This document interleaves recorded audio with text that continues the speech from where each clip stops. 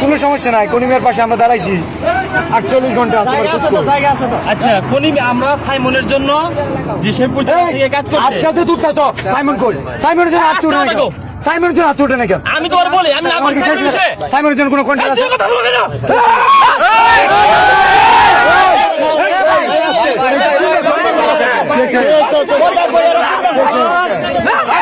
শিখাবে